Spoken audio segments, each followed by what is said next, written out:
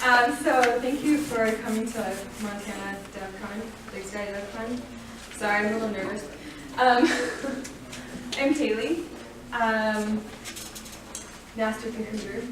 I chose the word cahooting because it's kind of fun to say. It does have the in partnership, in league with people definition, as well as some nefarious things. And when you get developers and QA actually working together, you never know what will happen. Good and bad things. Yes, yes. All right, so who am I? So currently I'm a software QA at Zoot. Actually, I should start at the beginning. As a reliability engineer, I did hardware. So I got to look at stuff after it failed, a lot of failure analysis. I got to figure out why things broke, if it's something that needs to be changed. My favorite one was something that caught fire, which of course, yeah. Every time I open up that little package, my coworkers are like, oh, you're looking at your board again, aren't you? Because you could smell it across the entire company. So then we moved to Montana and I became a process engineer. So that one I got to try to help people do their job in a better way. This was mostly through manufacturing, so you have different ways of laying things out. And if you've ever seen a spaghetti diagram, it shows the paths people take, the paths the product takes, and it looks like a huge mess. And you can see what kind of waste of time, waste of space. And so we try to make that more organized, and so you have lines that are cohesive and just kind of easy to follow. So then starting at Zoot, I did software QA, so I get to break things, which makes me very happy. Most of the time. Sometimes I really don't want them to break, but I like digging into things and figuring out why they broke, possibly how to fix it, or working with developers and how they can fix it. Yes, I do ride bikes in the snow. All right. So, how many of you live in silos at work? One. Fantastic. Silos for me are really hard to deal with because you're kind of way over here and the communication is really, really hard. I wanted to start with a story that is based on real events with real people, but I've kind of combined a few things and separated a few things, changed the names to protect the innocent and the not so innocent. For QA, I will be using me and I a lot, just because that's most of my experience. It's not necessarily all of my experience in this story, but to me that's the easiest. Okay, so imagine you're working towards a deadline, because that never happens. The developer is working super hard all night, finally at 4 a.m. gets done, it's working, compiles, okay, he can get it ready for QA, and goes home and goes to sleep. 6 a.m., QA comes in because they're trying to come in and get it done, and immediately goes to install and run the first test, and it breaks. Can't do anything, developer's not there, PM's not there. QA says, well, I've tried everything I can, followed the directions, I don't know anything about this, I'm still new, so I'm going to open up a ticket that says, it doesn't work, tell the PM, send an email because they're not here yet either, and go out to breakfast because what else am I going to do with my time? So then 6:45 the PM comes in and they're a little stressed because the deadline that they're hoping to reach is 10 a.m. call with the customer. So they get the email that says, it broke, I can't do anything, sorry, going out to breakfast. So they call the developer back in, who of course now has gotten about 2.5 hours of sleep. So the developer comes back in and looks at the ticket, tries the stuff, it works just fine. QA meanwhile is not back from breakfast yet. So dev writes in the ticket, working as designed.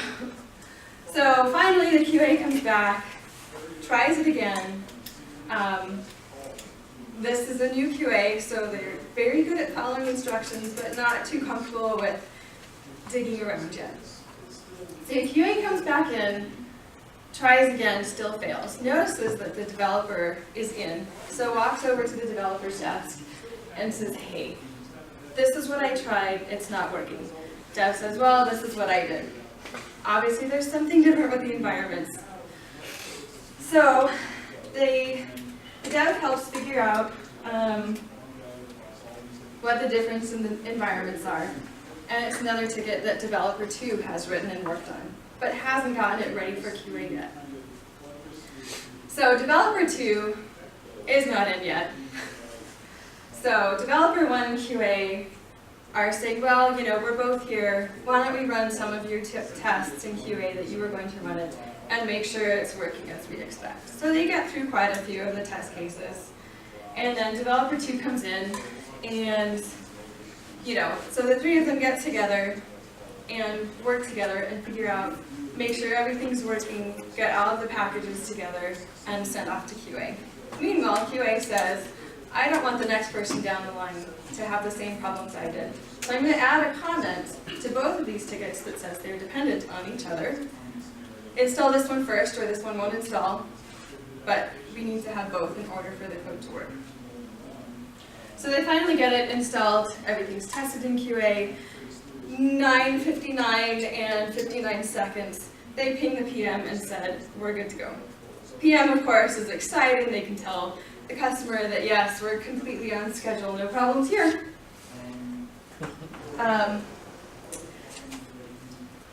So I kind of put everything together into these 3 main points.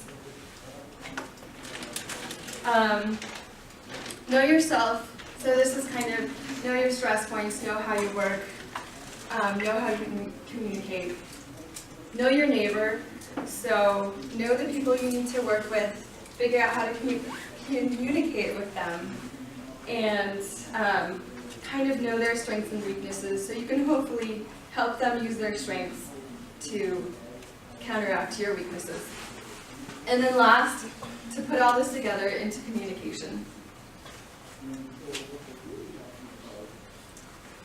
All right, get to know yourself. Give you a few minutes to read this. This isn't exactly about knowing yourself, but it made me laugh. Having thunder in Montana, this is kind of appropriate. Today, unfortunately, we have blue sky now, or fortunately. Depends on your point of view. So know your strengths and weaknesses. So back to my story, the QA knew that they had a weakness in, they didn't know the system well enough to figure out what was different between dev and QA environments. But they knew they were really good at following directions. So reading through the steps, dev said this is how I install it, this is how I test it. I know I followed these steps exactly. And humility goes a long way. That kind of goes with, as a QA, I know I'm not a developer. As a new QA, I didn't know how to figure things out. So I'm comfortable to ask people to help me and try to use some of their strengths. Like the developer knew almost immediately, oh, there's this other package that's been installed. So that's the difference.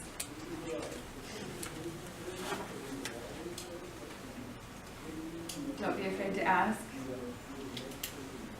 I had one example of, we use Test Complete, and again, as a non-developer, my brain doesn't work in certain ways, and so I was trying to figure this thing out, and I gave myself a few days to try to figure it out myself, because I like to figure things out. That's why I'm QA. I couldn't. So one morning, I said, if I can't figure it out by lunch, I'm going to ask for help. And my manager at the time, who actually had time that day, said, well, ping me if you need help. So 12 o'clock, I come over and I'm like, yeah, I can't get it. Less than 10 minutes later, he peeks over the wall and says, are you holding anything sharp? I said, no. He said, I got it. I said, perfect. That's why I asked. I knew someone else would be able to figure it out a lot faster than I did. The other thing about knowing yourself is knowing your stress points and how to deal with them.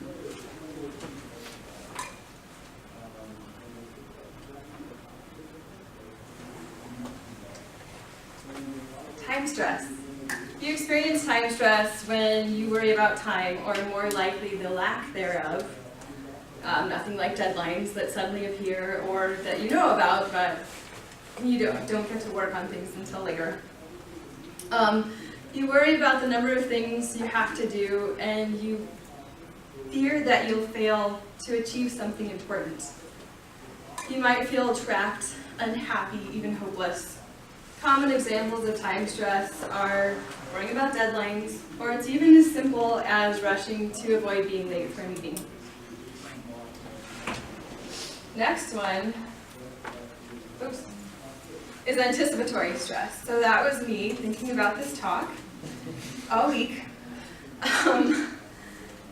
Anticipatory stress can also be vague and undefined, so it could just be an overall sense of dread of knowing that something will go wrong. Whether it's real or not, it happens. Next is situational stress. So you stress when you're in a scary situation that you have absolutely no control over. This could be the client saying, hey, we actually need this by, July 10th, June 10th, sorry, not July, June 10th. And this was never discussed. All of a sudden it comes up. And this could be an emergency or not. More commonly, it's a situation that involves conflict. One of my examples as QA is I really dislike it when the client finds a huge bug that I missed. I feel like such a failure. How could I have missed that? And I worry about that all the time as we have, our programs go out to the public, and it's just like, oh, they're gonna find bugs, and I didn't find them, and what kind of QA am I? And next is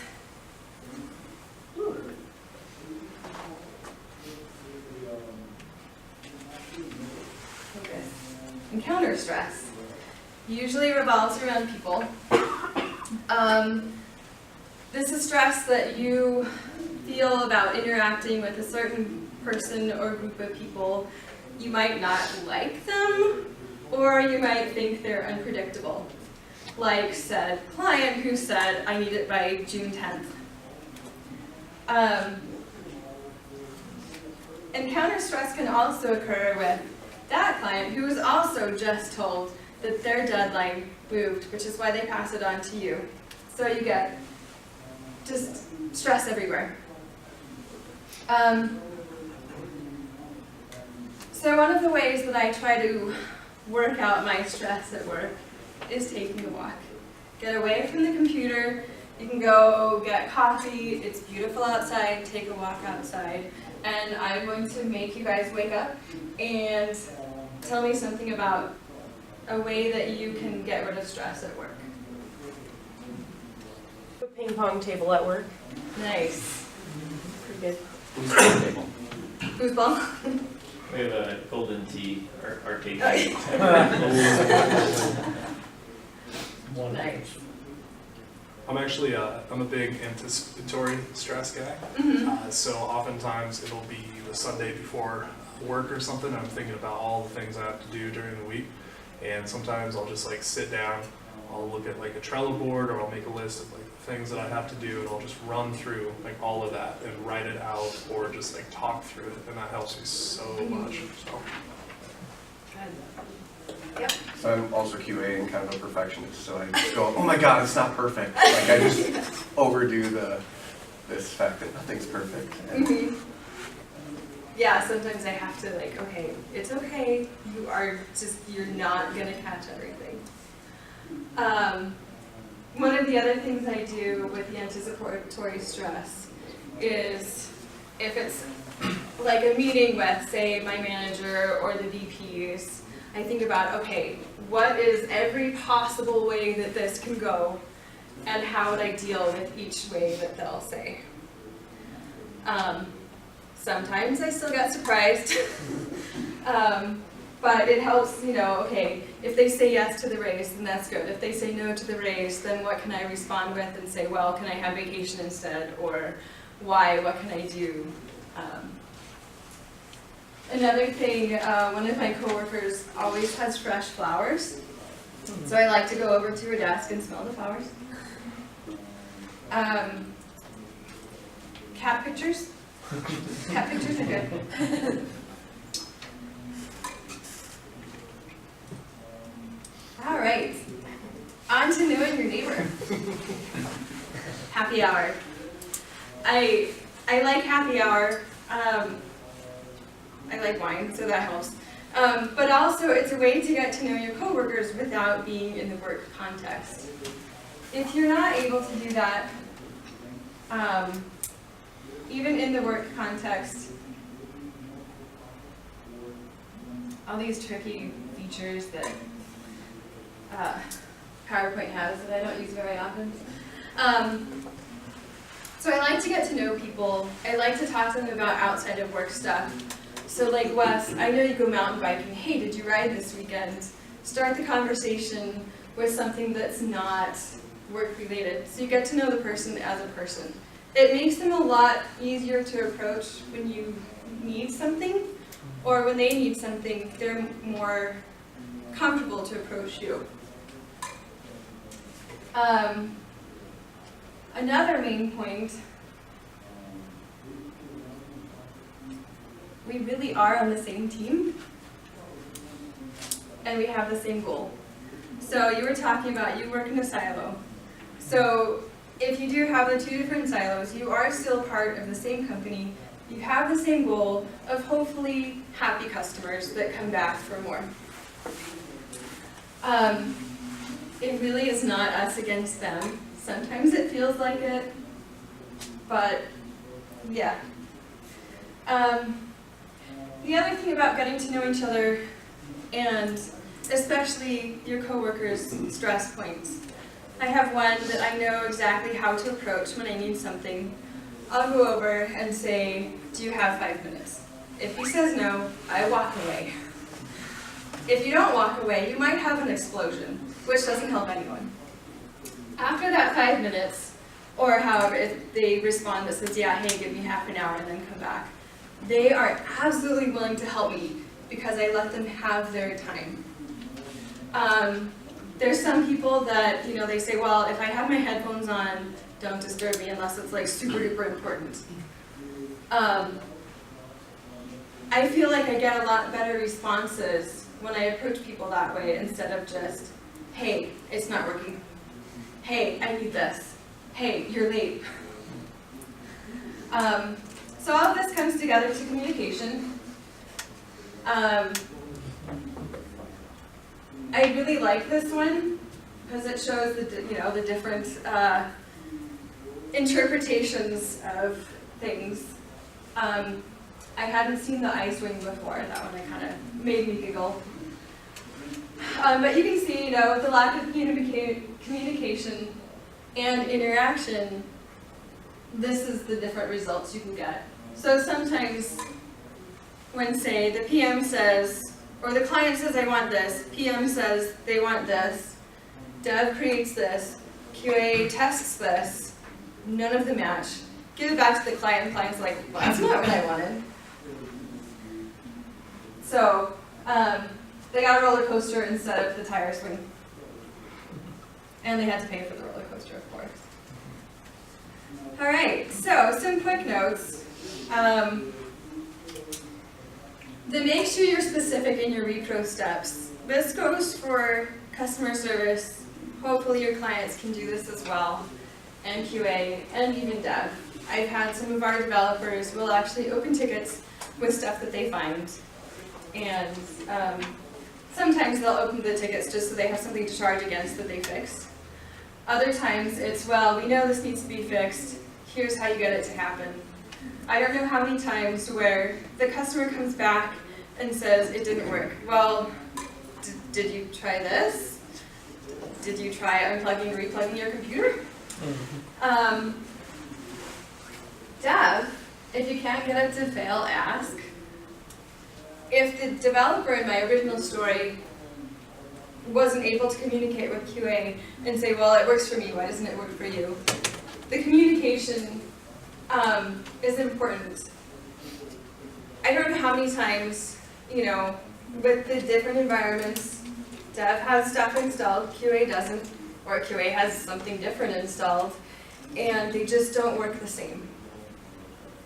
If you don't talk to each other, you'll never be able to figure that out and work through it.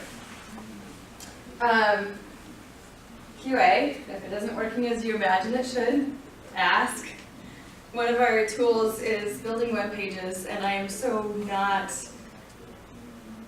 knowledgeable about how to build web pages and all of this stuff that goes into it. So we have this form validation. It's just a checkbox. If you validate the form or you don't before hitting this button. So for me, I'm like, well, I have my first name here, I have my last name here, and I have the form validation checked. So my first name needs to be at least 4 letters, not more than 6. Well, I put in 1, 2, 3, and it didn't validate. Well, why didn't it validate? So I call the dev over and say, okay, well, this is what I did. First thing he says, did you put it in the form? Oh, well, no. So I add a form, put my first name and last name in the form, click go. Oh, look, it validates. So it's working as designed, it's working as developed, it's working as it's expected, but not to me because I don't know what I'm doing. If I didn't ask, I would have opened the ticket that says it doesn't work. They would have sent it back to me and say, yes, it does. And back and forth. Don't just throw it over the wall. In my example earlier, the dev and QA, because they weren't physically there was kind of a little bit of the throwing it over the wall. And don't just throw it back. I don't know how many stories I've heard about people getting super frustrated that said, oh, I sent it to QA or I sent it to client and they just threw it back and said it didn't work, but it works for me, so I give it back to them and said it works, and they send it back and it doesn't work, and back and forth. Everyone just gets angry at each other, and why don't they just work together?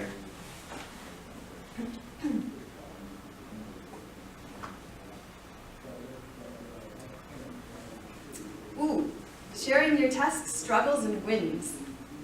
So as I might have mentioned earlier, we use Test Complete, which has a nice little feature called Test Execute, which is something that we can just kind of install on other computers, and anyone can use the tests that we've built to just run some really quick automations on their code. Automation is fantastic. I have a very bad memory, so I might test like 5 things out of the 20, or I'll just test the bug fix. What automation does is it gives the same tests for every feature. It's like our version of unit tests.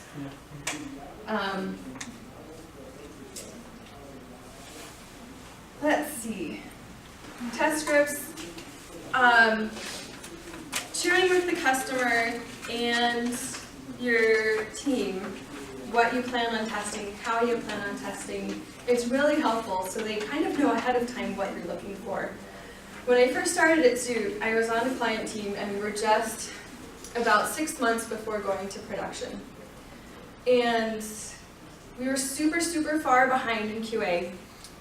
And me being brand new to software testing, I have no idea how to do this. I can test circuits and hardware backwards and forwards, but how do you test software? So we were lucky that that client happened to have a huge, huge QA group that was planning on testing their stuff. And so what they did is they put together their test case scenarios and sent them to us. So we could follow their steps exactly and make sure that we were getting what they expected.